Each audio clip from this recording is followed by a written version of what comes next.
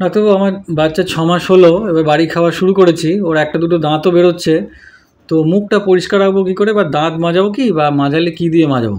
এটা একটা খুব কমন কোয়েশ্চেন যেটা আমরা ফেস করি। 6 মাস বয়সের পর থেকে আমরা বাড়ি খাবার খেতে বলি, এবং যখনই বাড়ি খাওয়া শুরু হয় তখন জল খাওয়ানো শুরু করা হয়।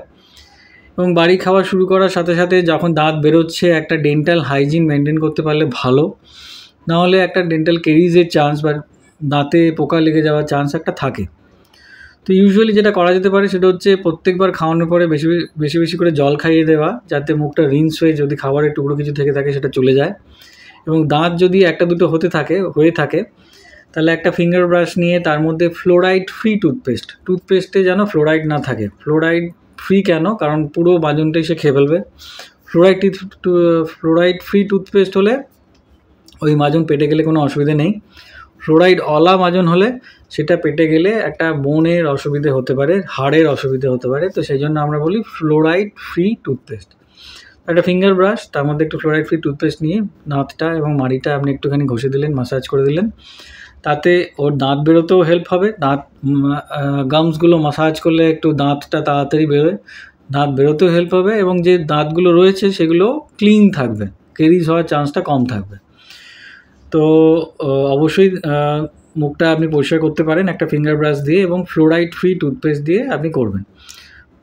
মেইনলি রাতের দিকেই করবেন, শোয়ার আগে। এবং একবার ব্রাশ করে দেওয়ার পরে রাত্রিবেলা আর বোতলে করে দুধ না খাওয়াতে পারলেই ভালো হয়। ব্রেস্ট ফিডিংও রাত্রিবেলাটায় আস্তে আস্তে কমিয়ে দিতে পারলেই ভালো হয়। দাঁত বেরোনোর পরে যদি বেশি বেশি করে রাত্রিবেলা ব্রেস্ট ফিডিং করতে থাকে, বা বোতলের দুধ খেতে থাকে, বা বোতল নিয়ে মুখে নিয়ে ঘুমাচ্ছে, এরকম করলে অনেক সময় ডেন্টাল ক্যারিজ হয়। তো একবার দাঁত বেরোতে শুরু করলে সেটাকে পরিষ্কার রাখা, এবং রাত্রিবেলা বারবার দুধ না খাওয়ানো, বারবার ফ্রুট জুস না খাওয়ানো, বারবার ব্রেস্ট ফিডিং না করানোই ভালো। ওই দাঁতের ওপর যখনই ওই ফ্রুট জুস বা মিল্ক, সেটা ব্রেস্ট মিল্ক হোক বা ফর্মুলা মিল্ক হোক, দাঁতের ওপরে সারা রাত্রি ধরে লেগে থাকলে ওইখানে একটা ক্যারিজ হওয়ার সম্ভাবনা হয়।